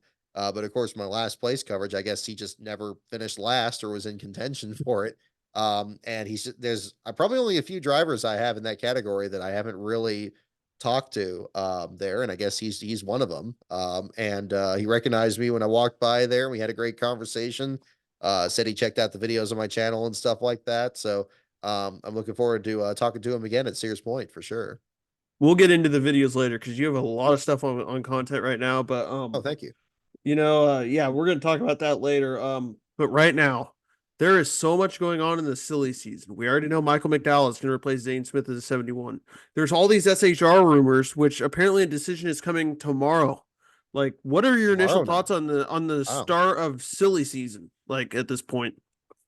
I've tended to view, especially since I started doing entry list articles on my website, that it feels like silly seasons every week these days because the sponsors are no longer for the full season and all these things are moving around. And then, the tectonic plates of these charters, the way they just keep shuffling around and they move very, very slowly and then quickly all of a sudden they're, it's fascinating to see as much as I'm not a fan of this business model in general because I think it squeezed out a lot of small teams to get that. Yeah, I don't know what it is. I know a lot of people, a lot of people in media on Twitter here have been acting like the cat with the canary in their mouth here. It's like, oh, just wait until you see. It's like I don't know what they're talking about, but this Stewart Haas thing could really blow things up. I mean, in worst case scenario, if the team completely shuts down, that's four charters that go out there. Are all four going to go to one team that's going to start up, or is it going to go to four different teams to expand? Like I know 2311 wants to expand. You mentioned Trackhouse or Spire. How's that going to work out? Then you got to look at some of the open teams like Carl Long's team or the Three Friends Racing programs like that are trying to get into the Cup Series that haven't yet. Yeah, where are they going to go? And I think they're saying at first like, oh, these charters, assuming all four are coming in, which of course we don't know yet. I guess we'll find out tomorrow. Assuming the worst case scenario and all four do go out there. I know there was some reports saying, oh, well, they're not going to be worth anything. It's like, no, BS. I think everybody is going to be trying to get those. A chance to get a guaranteed spot in all 36 races. making your team more attractive to sponsors. I think we're going to get a lot of teams that are going to be trying. We're going to get a bidding war, just like we had with BK Racing when they closed up, and things weren't nearly as strong in 2018 as they are now. In terms of I guess the NASCAR economy separate from the overall one. So yeah, I think you're going to have a lot of teams that are going to try to expand. Maybe Childress tries to get a third entry. Maybe, again, maybe 2311, maybe Trackhouse. And then you're going to have new teams trying to start up. We've seen open teams pop up here. Who knows if they're looking into doing it too? And it's going to be a bidding war. And if you're going to have bids, they don't go down when people bid on them, they're going to go up. So I think it's going to be, especially since the charter system doesn't have any oversight controlling the cost of these. We saw when Starcom sold theirs, and now with Live Fast sold theirs last year, they went for very high amounts. I don't anticipate that changing. I think it's going to be an absolute feeding frenzy. It's just a matter of how many fish are going to be thrown in front of the sharks here. Is it going to be, one, two, three, or four? That's going to be the question. But lost in all this, of course, is with Stewart-Haas Racing itself. If the worst case scenario is true, and they do sell their charters, are they going to maintain a presence as an open team? I don't know. Stewart himself seems more invested in participating in drag racing. Maybe that's where he wants to take things. We've seen this with Starcom when they sold their team. They're now involved in Trans Am. Live Fast team, they've scaled back to like just doing a few races. And apparently this past week, they worked with Carl Long's team to get the 66 in the show there. It could go any number of directions. It would be sad to lose them. I know that team's had a lot of scrutiny on it, especially during Kevin Harvick's struggles with the next gen car, and him not able to win in his swan song season last year, and being really frustrated with the new car in general. We did see Josh Berry get a top 10 here this week. We've seen some flashes of brilliance from Gregson and Briscoe. We've seen, but unfortunately, we've seen Priest just continue to struggle, where it really seemed like he was going to take off after being the reserve driver through Rick Ware. I know he was very excited to talk about that back during the inaugural Clash a couple of years ago. But it's unfortunate, and it's the kind of thing that the charter system was supposed to prevent. These charters were, they're not. They may provide financial incentives if a team does shut down. But nowadays, teams have to shut down for anybody else to get in the sport. And that's the sad part. It hasn't always been that way. It used to be that you could have 45, 50 different teams getting in there, and which teams survived, that would be just whoever managed to qualify, whoever managed to be in the top 35 rule, which was the charter system of its time. But at least it was flexible based on how people were performing from one year to the next. And then before that, you didn't even have that. That was the case going up to even as recent as 2007 with back when the Toyota and the car of tomorrow got into the sport there. So it's a sad deal. But I do think to answer your question about silly season itself, it is going to make it pretty wild. Even if it's just one charter, it's going to be crazy. But if it's four, it's going to be madness. Gotcha. And then, you kind of hit on it already. It would hurt to lose Tony Stewart and Gene Haas from the NASCAR Cup Series. But at the bigger impact, Tony's already doing his own thing. Gene Haas is doing his own thing. That kind of seemed like they're already off doing their own ways. But the real people hurt here are the employees of Stewart-Haas Racing. Yes. And the drivers themselves. As far as I know, the only drivers that would probably find a Cup Series ride pretty easily are Gregson and Briscoe, because they have performed. I mean, Briscoe's in the playoffs right now. Gregson's had some good runs, but still, I mean, this isn't ideal for them. They probably don't want to be job hunting before June. Like, this isn't ideal. Do you have any idea of where they could end up? I mean, Briscoe, I believe, is a 4 guy, and Gregson, obviously, he's signed a multi-year deal. So I assume whoever were to buy Ace HR could, in theory, buy his contract. I don't know how that would work. Yeah, I mean, it's possible. Maybe it'll be like what happened with Chastain when he was when the Ganassi deal went over to Trackhouse and he just got picked up with them. It's very possible. And hopefully it would be a similar level of success. I mean, Chastain's since made that number 1 car his brand after basically, having to take the very long way to even getting the Ganassi deal in the first place after the DC Solar thing blew up. As to where they go, I mean, that's going to depend on what teams are available. I don't see a lot of movement from the other teams that have drivers right now, unless they're really unhappy with them. We've seen some drivers that have really struggled this year. Harrison Burton, for the Wood brothers. It seemed like reports were kind of indicating that that was going to be potentially changing. John Hunter Nemechek has been off kind of on a slow start here with the Legacy Motor Club. What's going to be going on with that? And there's probably other teams that have that had scrutiny too. I know Zane Smith struggled over with the Spire team, but he's already been taken care of with this development deal with Trackhouse. And again, maybe that's where one of the charters could end up there to kind of expand that program. And then you already you mentioned Michael McDowell earlier too, so there's that complication. There's been some movement already, but I mean, we're really just not going to know where these guys are going to go until we even figure out who's in the running to even get these charters to begin with and what their intentions are. Are they going to just run one or two cars, or are they going to enter open cars? And if they are, how often are they going to enter those? We could have a situation like Zane Smith had last year where he just kind of hopped around from team to team, and just getting as many starts as he could, with whoever had an extra entry that particular week, whether it was Rick Ware or front row back then. But it's going to be as to where they go. Yeah, I have no idea. I mean, it's just like with the charters. It's going to depend on where they land. Briscoe, I think, is in the best situation because I think he's on a Ford deal. He needs to be in a Ford car, which would mean the 34 car is open now that McDowell's leaving. And True. you mentioned the 21. I mean, we don't know what the situation is with Harrison Burton. Could he be out of that car by year's end?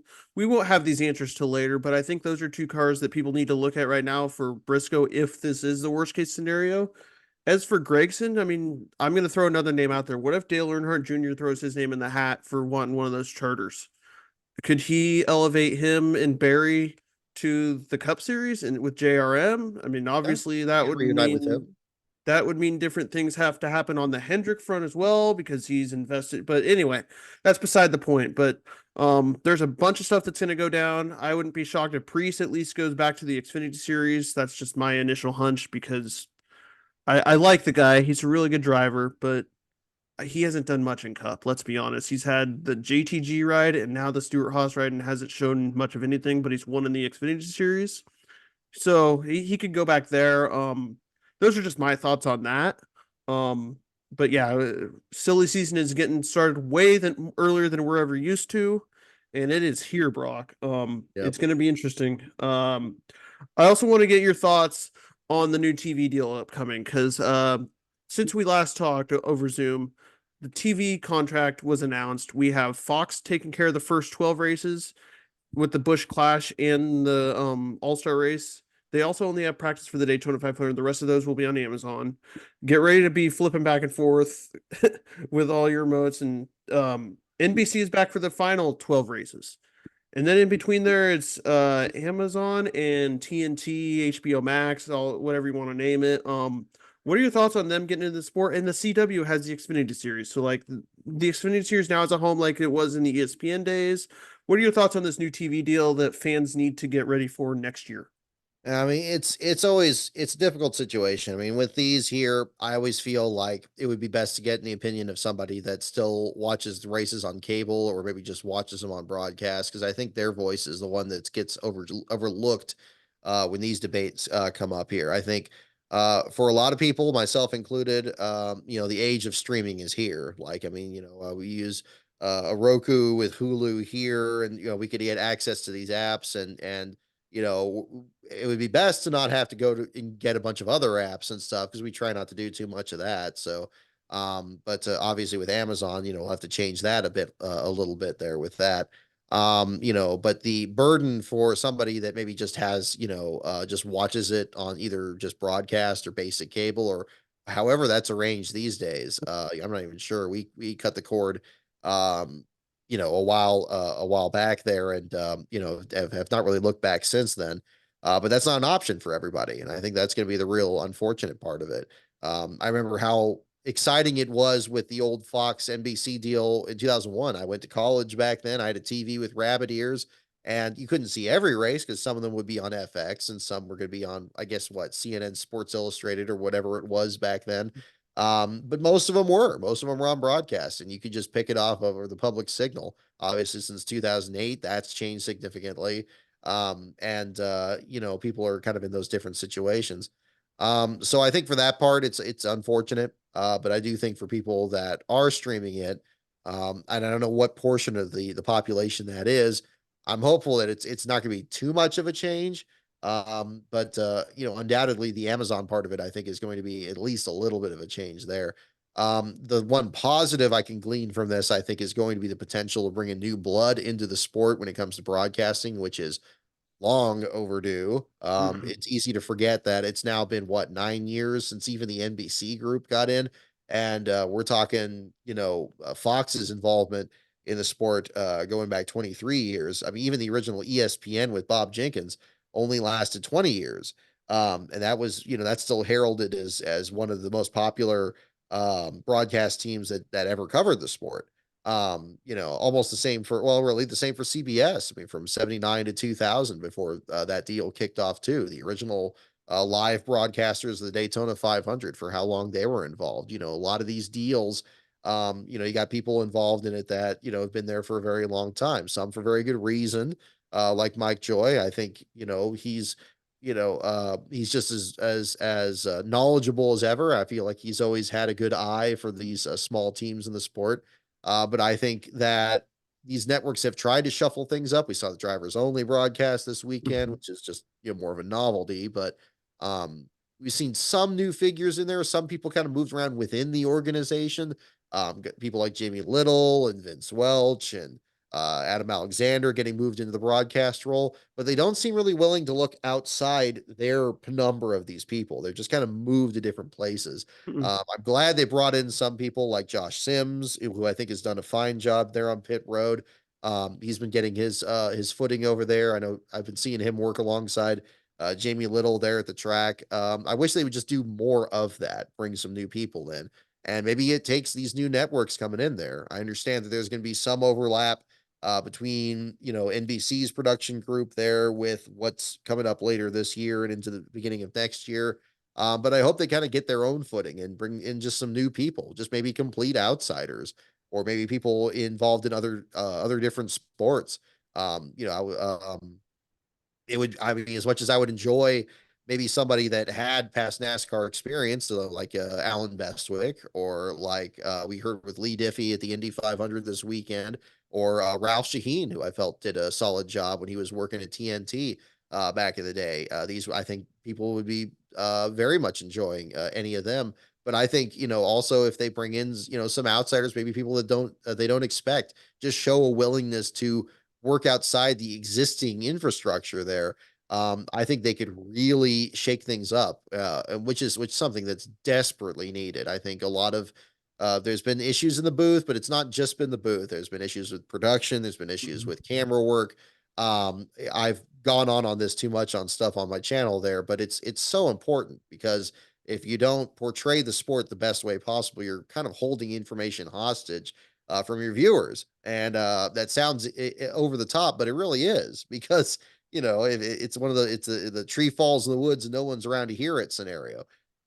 So I'm hopeful that these new broadcast partners breathe some new life into it, much like we've seen out of the new teams in the sport, the new drivers in the sport, the new sponsors involved in the sport, and the new fans that have followed the sport. NASCAR has always been about change. As much as I am a big fan of the way the sport used to be, I know that it can never be that again. And really, one of the things that made that era great was that it was always on the verge of ending. Because Jeff Gordon was about to just dominate guys like Dale Jarrett and Rusty Wallace, and that was because a new generation was coming in. That was part of what made that era great. And I think there's something very similar to that these days. We've seen a new group of drivers that's always in there now.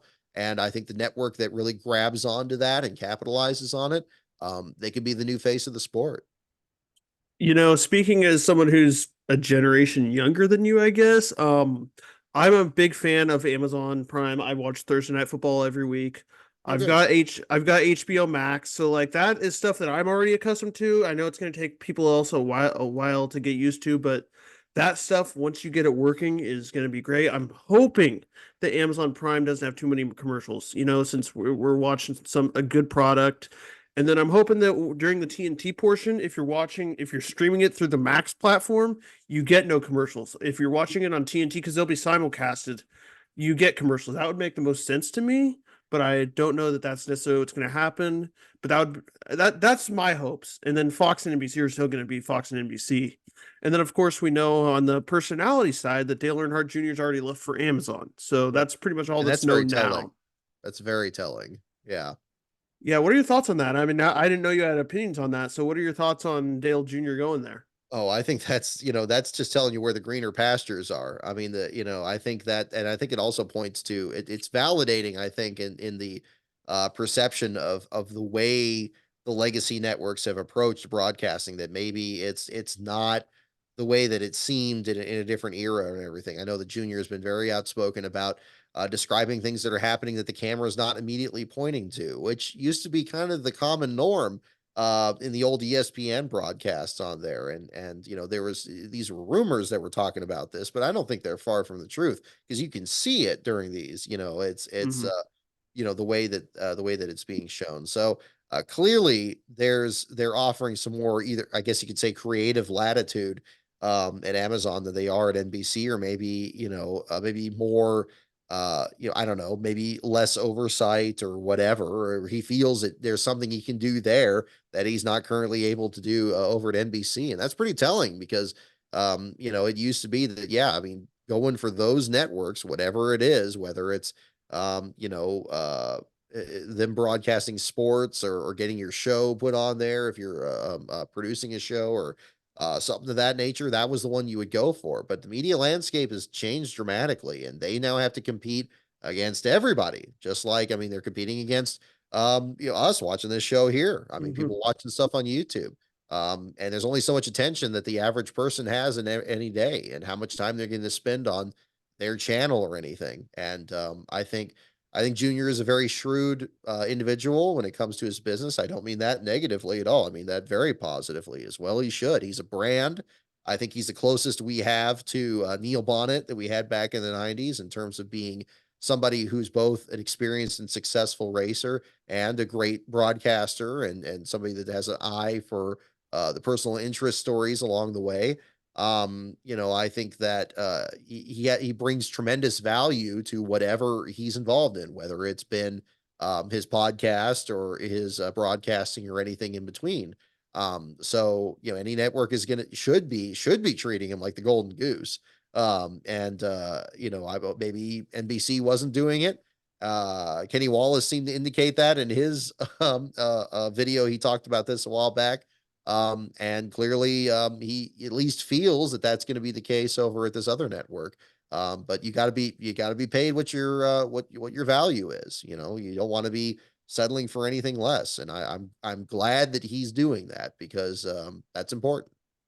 And real quick, just so everybody remembers, the one thing that we glossed over on when talking about the new networks is the CW will be taking over the NASCAR Xfinity playoffs this year, and then all the cups, and then all the Xfinity Series season next year. So the Xfinity Series is going back to the old days where they used to have ESPN broadcast them simultaneously. It's just the CW now. It's a normal broadcast channel. Anybody can get it. I've had to search around for it, but it's not gonna be that hard to find. Sure, Starting later on in the playoffs for the Xfinity Series, it's gonna be on the CW. So that's something that don't want to overlook here.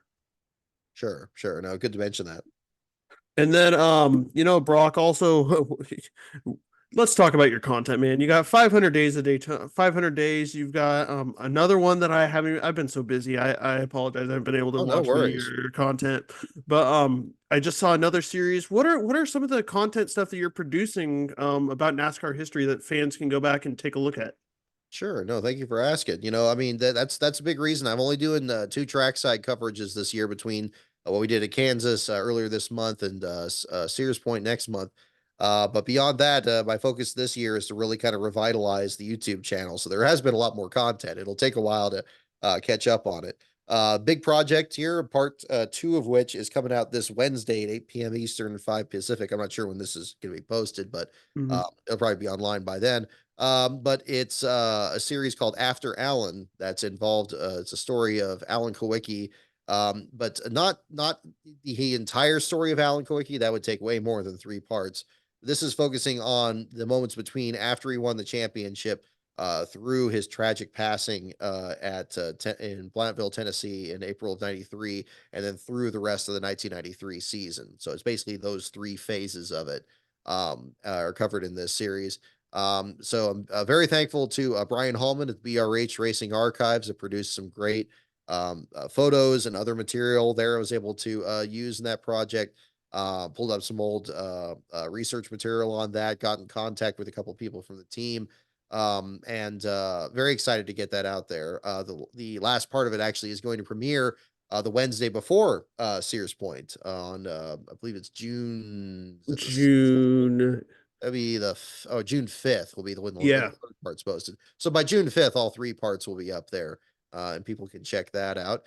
500 Days, you mentioned that. As a matter of fact, actually, right before the show here tonight, I was working on the script for the next episode of that. We're up to episode 9 on the spring race at Texas, so that'll be up there shortly. We did episode 8 on Bristol just a few weeks ago. There premiered that, and then of course the post race live streams are still going. Did a couple opinion videos. It's early April, so I got those up there. And just looking to just kind of just put some more stuff out there. I'm looking to get some stuff up both for the channel and also members of the Patreon there as well. And doing other work with NASCAR man history as well. We did a video on Danny Ungaius, the IndyCar driver that we got out before the Indy 500. So again, NASCAR man history. That's his channel. He did a fine job with that. I just narrated that. That was his script, and he did the editing and everything on that. But yeah, just a lot of work right there. Now that we got the Derek Cope book published last fall, that's been the goal this year is to really kind of have this be the year of the videos on the channel. Any more on Rise of the Field Fillers? I've seen some of the stuff, but I have. Am I caught up? Like, is there more coming down the pipeline? Yeah, we're still working on that. The last one that I posted on there was the 3rd part to the Carl Long episode, which covered his time driving for Fleur de Lis Motorsports in the Nationwide series in the early 2010s.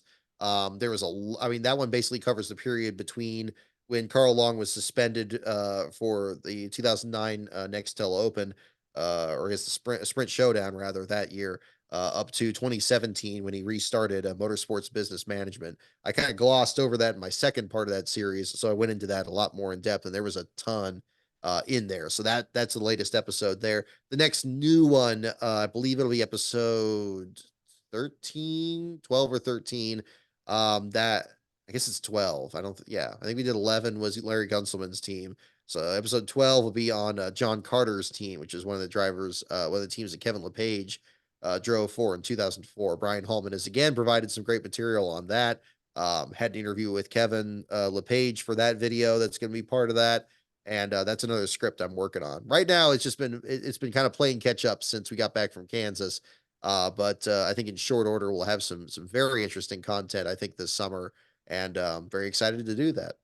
I started watching in the sport in '09, so all this stuff that you're producing precedes me in the sport, and it's very interesting. I just want to let Thank you you. know that, like as someone who got in '09, saw my first Cup Series race in 2010, like I've learned a lot about what I missed. It's Oh, kind of thank you. crazy. The And 2000s were a great era of NASCAR.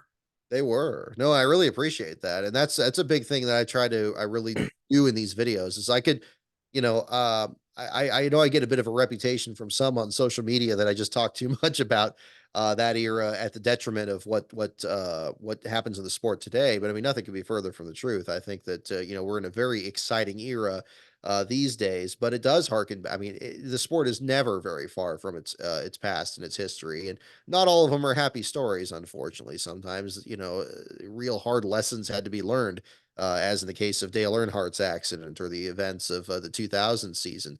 But there was also really intense racing that happened in that era.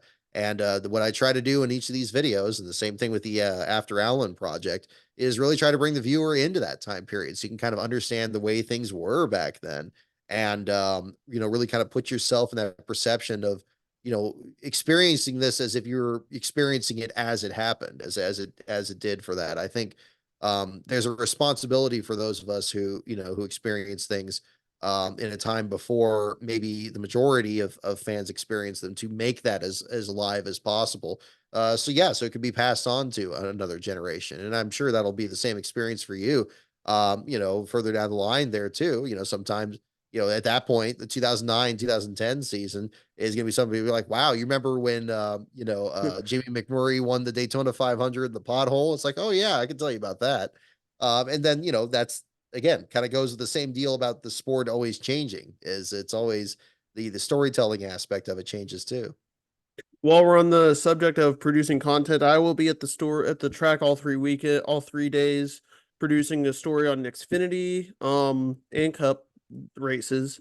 Excellent. Also going to be doing a preview story using quotes from this. This is mostly a quotes thing, especially with Brian, but this is great to throw along with it. Sure. And then I'm gonna have two photographers with me, but you're gonna be doing your thing too. We'll probably be near each other in the media center. This is a great segue into your standings for this year. If you're ready to talk about that, are you ready? Where are we at there? Yeah, I could bring that up here. Let me get we actually have the NASCAR website. I'm not sure if you've noticed. We've revamped the website since Wow. last year. The This was not entirely my decision, however, but Google Domains is scaling back. That was my original provider, and we had to rebuild the website. There's a little bit of an odyssey that had to go through back then, but yeah, kind of have it on. We have a new mobile version of the site here. It's a lot more accessible. But among those are all the NASCAR standings here too. So same website, same content on there, and we can cover that. But on the NASCAR standings for the Cup Series here, JJ Yaley got his first of the season after a power steering issue. He had lost power steering 50 laps into the race, made it another 60 laps before falling out of the event. Got to give a shout out to Yaley there. Not only did he deal with that, but in the Xfinity race, he apparently lost air conditioning as well and still climbed from last on the grid to 21st. So again, another big story from this weekend, kind of overshadowed with Kyle Larson and everything else. So far, we have not had a repeat last place finisher in the Cup Series. Current leader in the standings is Zane Smith, who has one last place finish, 5 bottom 5s, and 10 bottom 10s. And second in the standings is actually our winner this past week, Christopher Bell, who has one last place finish, 5 bottom 5s, and loses the tiebreaker with 5 fewer bottom 10s. So again, it's everything can change very quickly. We'll see if we get a change in the standings this weekend. On the Xfinity sides, again, no repeat last place finishers there. Sam Mayer leads those standings. Again, another race winner from this season, winning that photo finish with Ryan Sieg. One last place finish, 4 bottom 5s, and 5 bottom 10s. And then finally on the Truck Series, we had that upset with Corey Himes disqualification that kept Jeffrey Earnhardt from getting the first ever last place run for the 67. Also kept Earnhardt from completing the NASCAR Triple Crown, which is a last place finish in the Cup, Xfinity, and Truck Series. Kyle Busch just completed that at Darlington earlier this month. I believe he's the 44th driver to do that. So there's actually a pretty good list there. Again, no repeat last place finishers in the Truck Series. Very wide open going into the month of June. Thad Moffitt leads the standings there for Faction 46. One last place finish, 3 bottom 5s, 8 bottom 10s. Second in the rankings is Lane Riggs with 2 bottom 5s and 4 bottom 10s after a sluggish start to the season. Although I'm glad he's now turned things around after a good run at North Wilkesboro. So yeah, again, we'll see if things change this weekend. We got all 3 series running between Gateway and Portland. But other than that, it could be still be a pretty wide open NASCAR standings going into Sears Point for the Cup and Xfinity series at least. Makes sense. And my mind was jumping all over the place. You were talking about the refresh of everything. Next year, we're gonna have a fresh schedule with all the new TV people coming in, and pivoting back to that a little. The Clash could be going elsewhere. We Sure. know already the Bowman Gray could be in the running for the Clash. Like Mexico City could get a raise. Like, how excited are you for those things to come on possibly next year?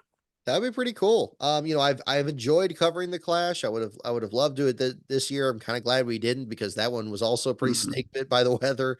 But I'm glad that there's going to be some new interesting new venues. I'm hopeful that that means that there's a possibility of again that 400 lap race at North Wilkesboro.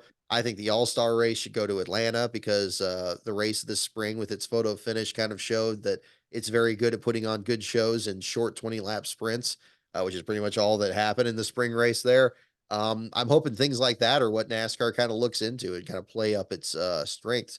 But as to these new venues, yeah, Bowman Gray would be great. I mean, if we could do as much as I love the construction of the LA Coliseum and how historic that location is, beautiful area. I mean, it felt like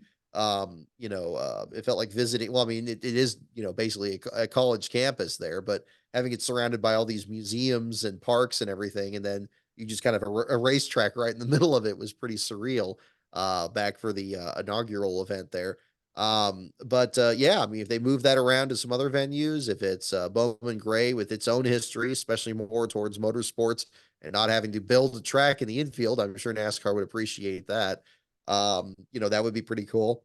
Mexico City, assuming we're talking about the Autodromo Hermanos Rodriguez course The road from course, yeah. yeah, so they are looking at that. They're looking at that. That was a great course. I enjoyed that when the Xfinity Series ran there. They had a lot of local drivers race there. Jorge Getters won the pole in the first race there. I thought that was great. Especially we saw Getters show up again in the Clash support event in LA this year. So that was really cool. Again, I think it would be it'll be interesting. I liked how they had I believe they had people, I think it was a priest that came up the pit road that like blessed all the cars with holy water. I just love that. That's just so cool. Things that bring in the local cultural aspect there into the sport, and how exciting that could be. It would be cool to see that run on there. And again, an exciting road course too. I think it runs very similar. Um, I was about to say like similar to Montreal, a bit more spread out, of course, because it's not on an island in the St. Lawrence like Montreal is, but I mean, it still has, a very, an interesting setup. The stadium portion of it there, the straightaways, the hard chicanes, the long grass runoffs there. I think any series that runs there, Cup or hopefully they get a Cup and an Xfinity at the very least, put on a fantastic show there. And I'm still holding out hope that maybe Montreal comes back too, because each one of those were an instant classic, and I would love to cover Montreal in particular. Brush up get my old French language books out there and have to brush up on that a little bit. Yeah, hopefully the sky's the limit in terms of what events they add to the calendar. It would be cool to see Montreal back. That's another old school track from when I first got in. Yep. And then lastly, we're just going to talk about the trucks here a little bit because even though they don't come our way, it has been a very interesting truck season. Ukes did a race. I did a race in Vegas. I was lucky enough to see Raja Kruth get his first career win. That was quite awesome. He was in the media center that day. He's a very good up and talent coming driver for Spire. Really is. What are your overall thoughts on the trucks this year, Brock? I've really enjoyed it. I know for some, the truck series has kind of gotten that reputation of just being like drivers that are way too aggressive and race over their heads. Some are kind of, I don't like that. It's been getting that reputation because I think there's a lot of genuine talent in there. I think the same could be said for the ARCA series, even though they've had issues with car counts in general. I think there's some supreme talents in there as well that people should be very excited about. I think that you mentioning Raja Karuth, I mean, that's certainly one of them. I mean, Raja has been really impressive. Should have won at Darlington last year, had that slip away, but getting this deal with Hendrick or with Spire, excuse me, running there with the Hendrick sponsorship. It's been tremendous to see there. And again, there are some drivers that are more aggressive than others. I think Nick Sanchez is kind of the overly aggressive kind of Austin Hill like driver in the truck series right now that he tends to kind of stir the pot on this. I know Carson Hocevar got blamed for a lot of that before he got up to the Cup series here. But Hocevar seems to have evened out in the Cup series quite a bit. It's hard to say, but again, I think that I like that there's still, a real broad, kind of field out there that you have a lot of different teams that are actually competing in the truck series these days. You still have some small teams that pop up in there. Again, Carl Long's team just popping up in the series. They haven't entered a truck since I think 2014. Them running a truck unfortunately got involved in an accident there at Charlotte this week, but hopefully that's not the last time we see him, at least for a while here. I think I kind of miss them not coming out to Sears Point. I think it was great that year that they did. And getting to see, some of these smaller programs out there try to compete. Hopefully it's only, until next time. Maybe we get a quadruple header there, similar to what we have in Phoenix, where they get the three national series and then ARCA on top of it. But who's to say? But yeah, I think and more than anybody, Corey Haim is just stunning. I think, as of all the talents in the series right there, I mean, he is just so impressive. He twice came back from bad pit stops and willed that truck up there. And even with like three loose lug nuts on that one wheel there, almost got the lead and the win from Nick Sanchez there. Unfortunately, he did get disqualified. But a massive performance out there. I'm very excited to see what he does. We saw him, of course, in the relief driver role for Eric Jones earlier this year at Dover and Kansas. Performed admirably there. Again, mid-pack finishes in both races. But again, hopefully, the 2311 deal at Nashville is going to kind of open some doors on that. We see him up there a lot more often, but I think that'll be exciting for sure. But yeah, I think the truck series is in a good shape here. I think Heim is the clear favorite for the championship. Should have had it last year, but it was a stacked Final Four last year, and then turned out to be a pretty crazy race for a variety of reasons. This year, I think Heim makes up for it with interest here. I mean, he's already matched his season total in wins in this small portion of the season, I believe, than he had all of last year. So I think he's going to be very tough, and he'll be a very exciting rookie, whether he goes to Xfinity or Cup or whatever his plans are going forward. Been a very good year in the truck series. They are fun to watch, like you said. So yeah, and that's pretty much all on the NASCAR front. We have covered a lot at this point. Any final thoughts as we head as for the NASCAR season or Toyota Say Mart 350 time as we head into it here? Looking forward to being back at the track for sure. It's going to be a good time. What are your thoughts on that? Oh, very excited. I mean, this is going to be, the new pavement at the track, the continued improvements there. I mean, it's great being able to hear from people involved in the administration there at the track here. So I thank you for putting together these interviews here these last couple of years, because you can actually get. It seems like whoever they bring on board there is very excited about it and willing to try some different things. We've seen that new building over in Turn 11 is beautiful.